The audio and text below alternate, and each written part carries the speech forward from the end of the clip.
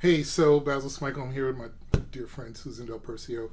Big news of the week. What do you think is the biggest stories of this week? Well, certainly the way there's two things actually. One, how the Trump administration is just stonewalling the Democratic Congress on subpoenas, and the other, to me, as a Republican, was Senator Burr having to subpoena Donald Trump Jr., who has been ignoring the subpoena. But what was most surprising is his colleagues in the Senate went after him. So I found this really interesting. When you look back at Richard Nixon's impeachment, articles of impeachment, because I do this, in Article 3, one of the points is that the White House refused to honor any of the congressional subpoenas. So that's clearly sort of some underlying, I think, rationale from a legal standpoint to go forward on impeachment. Should the Democrats do that? Because I kind of feel like we need to keep our powder dry for a little while. Well, actually, I couldn't disagree more in Okay. that the longer this goes out, the more noise there is. People want to see action. And unlike Nixon, we are living in a 24-hour news cycle. Yeah. So people are consuming this morning, noon, and night. That we have, to say an untraditional president is the kindest thing I could probably say. Yeah.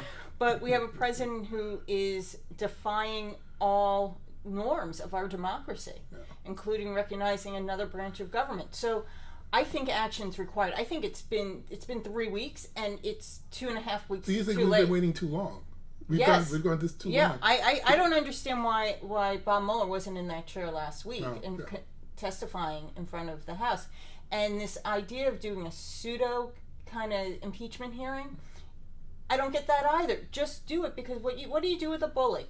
You either ignore him, which he's the president of the United States, so you can't, or you punch him in the nose with action, not literally. Well, when I was growing up, I just ran away. Well, you can run away, but then kidding. the bully will be after you every over day, and over again and, until you and stop him. That's you right. need to push back. Yeah. And this president likes his brand an awful lot. He does not want to be the third president, 3 out of 45, that get impeached. But my feeling, though, is that if you're going to take this step and take the country through it, don't you need more buy-in by the American people? That's what's concerning to me. But the buy-in could have been there if the Democrats weren't saying, let's see what happens. Let's go through the process. We're not there yet. Let's not forget Nancy Pelosi, the de facto leader of the party right now until there's a Democratic nominee for president, is the one who's saying he's not worth the trouble. So She did say that. She did say that. So there right? is something to be said for the Democrats aren't rallying against it because they're concerned. And Nancy Pelosi does sometimes have,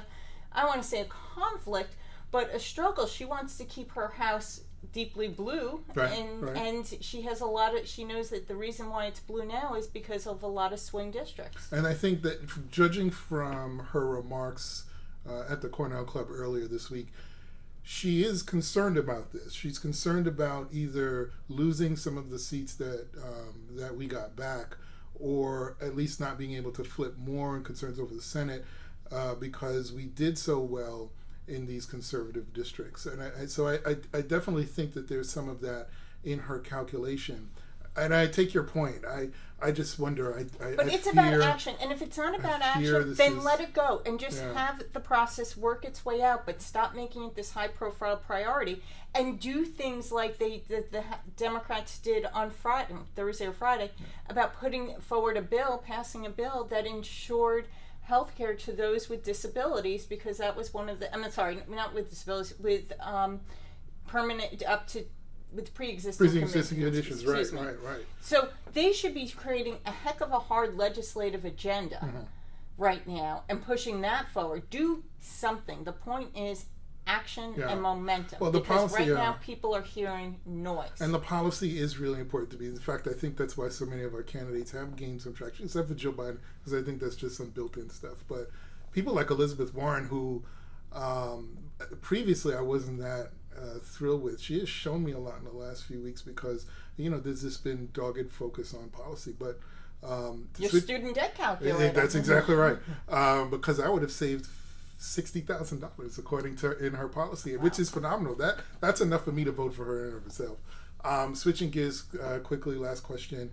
Mayor de Blasio, our mayor, we're both New Yorkers, He's been toying with this idea of running for president.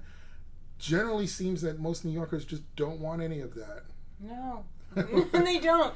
And my guess is most of the people around the country won't either. But the mayor is a political animal. He knows he's not up for re-election. He's term limited out. So he may want to collect some campaign contributions for something down the road in his future. Pay off some debts or something? I don't know if he can use that money technically. If he has it, he could. But I think he will use that money to keep himself alive politically. Not that he's necessarily interested in running for president, but he does have 2 years left on his term, and he has a lot of people doing business in New York City that would like to stay on his good side. That's so cynical. Is that really what happens? Yes, it really is. I can't tell my students. I know. I try to tell my students, think positive, that we're all in this for the greater good, not to pay off some debts. So show us that you are. Yeah. That's where we can think it, but show it. Prove it to me. Good deal. All right. Thanks, Susan. You.